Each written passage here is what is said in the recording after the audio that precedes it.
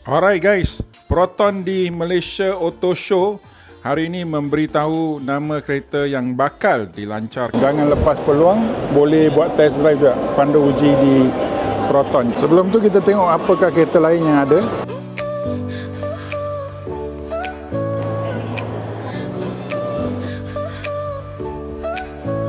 Your smile lit up like a sunrise glow.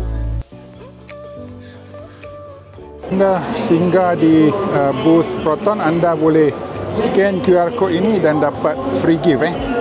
Apa hadiah dia? Itu misteri lah. Dan anda boleh tanya abang kakak di sini, boleh dapat free drink mojito dan juga koktail dan juga dapat free ice cream. Ada tempat untuk ambil gambar Instagram. Kereta akan bertukar warna. Datanglah tengok. Okey, tengok Uncle lukis I love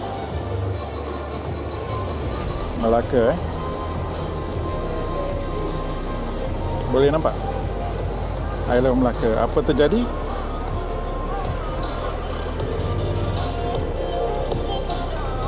Dekat kereta ada lukisan I love Melaka. So datanglah, anda boleh lukis apa-apa di Instagrammable booth yang ini. 5D dia namakan 5D. Merchandise Proton, payung, baju, bag,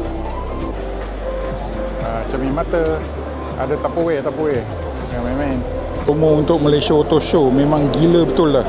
Kau tengok, Mela Auto 15,000. Tambahan rebate untuk hanya Malaysia Auto Show 1,000. Hanya untuk Auto Show tau. Ada kempen test drive. Dan kalau anda pemandu Grab, dapat untuk Proton Saga lah rebate 3,500. Guru dan kaki tangan kesihatan dapat servis percuma setahun. Kalau anda graduate universiti, baru keluar universiti, boleh dapat penjimatan 3,000 dan road tax free setahun. Program motor tukar rebate 5,000.